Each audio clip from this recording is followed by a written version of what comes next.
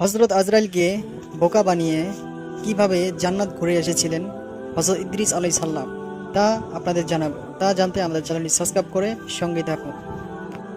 একদিন হজরত ইদ্রিস আলাইহিস সালাম মালাকুল মাউতকে বলল, আপনি আমার রূহ কবজ করে দেখান এবং জাহান্নামকে ঘুরিয়ে দেখান, আমি যাতে আল্লাহর ইবাদত আরও বেশি বেশি করতে পারি। পরে হজরত আজরাইল আলাইহিস সালাম তাই করলেন। তখন হজরত ইদ্রিস আলাইহিস সালাম চিন্তা করলেন, এই সুযোগে জান্নাতে চলে যাওয়া যাক। তাই হজরত আজরাইলকে বললেন জান্নাতটা ঘুরিয়ে দেখাও। তাই হজরত আজরাইল ইদ্রিস নবীকে জান্নাতে ঢুকিয়ে দিলেন।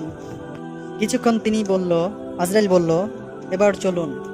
ইদ্রিস আলাইহিস সালাম বললেন, ভাই আজরাইল, আল্লাহ তাআলা বলেছেন প্রত্যেক প্রাণী মৃত্যুর স্বাদ গ্রহণ করবে, জাহান্নাম না দেখে জান্নাতে যেতে পারবে না।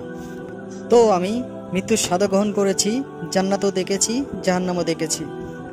তবে আমি আর জান্নাত থেকে বের হব না, আমি এখানেই থেকে যাব।